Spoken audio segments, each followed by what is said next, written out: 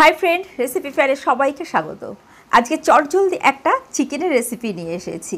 আর এই রেসিপিটা কিন্তু তোমরা যারা একা থাকো, রান্না করতে ভালো লাগে না, কিন্তু একটু বেশ সহজে খুব সুন্দর একটা টেস্টি ঝাল ঝাল খাবার খেতে ইচ্ছা করছে, তখন কিন্তু এটা ট্রাই করতে পারো।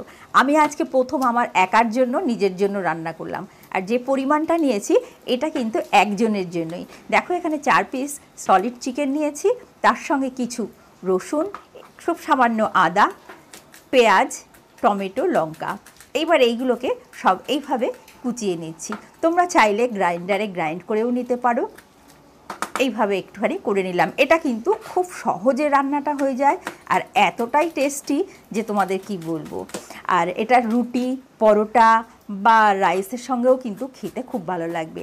আমি আজকে একা আছি আর তাই নিজের জন্য খুব অল্প সময়ের মধ্যে কি করা যায় সেইটা করতে গিয়েই কিন্তু এই রেসিপিটা করছি আর তোমাদের সঙ্গে শেয়ার করছি। আশা করি তোমরাও একবার ট্রাই করে দেখবে। এর সঙ্গে কিন্তু আমি খুব সামান্য একটু গাজর নেব, ক্যাপসিকাম নেব, পাশে রেখে দিয়েছি, দেখতে পাচ্ছ।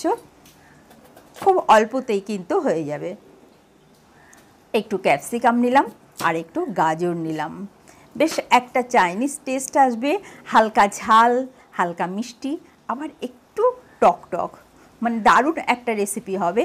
আর খুব সহজে রান্নাটা হয়ে যায়। সবথেকে বড় কথা, এত অল্প সময়ের মধ্যে হয়ে যাবে। দেখো, এইবার এই চিকেনটাকে আমি 10 থেকে 15 মিনিট যথেষ্ট, একটু নুন, একটু গোলমরিচের গুঁড়ো আর একটু soya sauce, dark soya sauce দিয়ে 10 থেকে 15 মিনিটের জন্য ম্যারিনেট করে রেখে দেব। সর্ষের তেল বা সাদা তেল, যে কোনো তেল নিতে পারো। আর এই তেলটাই কিন্তু যথেষ্ট একজনের জন্য, এর থেকে বেশি দেওয়ার প্রয়োজন নেই। এইবার যে স্লাইস করে রাখা পেঁয়াজটা, আদা, রসুনটা একের পর এক দিয়ে একটু একটু করে সবগুলো ফ্রাই করে নিচ্ছি। হালকা ফ্রাই করে নেব, এখানে কিন্তু ডিপ ফ্রাই করছি না। এইবার এর মধ্যে দিয়ে দিলাম টমেটো। টমেটোটাও বেশ সুন্দর একটু নরম হবে, একটা সুন্দর কালার আসবে, এটাতে হালকা একটা টক ভাব চলে আসলো। এইবার দিয়ে দিলাম গাজরগুলো, সামান্য নুন, কেননা আমাদের আগেও নুন দেওয়া আছে, একটু চিনি, ওই যে বলেছিলাম টক মিষ্টি একটা ভাব আসবে। এইবার চিকেন কুচিগুলো, আর এগুলো এত সহজে ছোট করে রেখেছি, বেশ খুব তাড়াতাড়ি রান্না হয়ে যাবে। রান্না করতে ভালো লাগছে না, কিন্তু খেতে ভালো লাগবে, এইরকম একটা রেসিপি।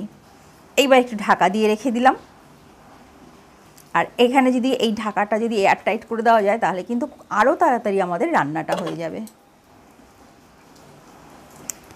যারা গ্রেভি পছন্দ করো তারা এইরকম একটু গরম জল করে এর মধ্যে 1 চামচ কর্নফ্লাওয়ার গুলে নেবে।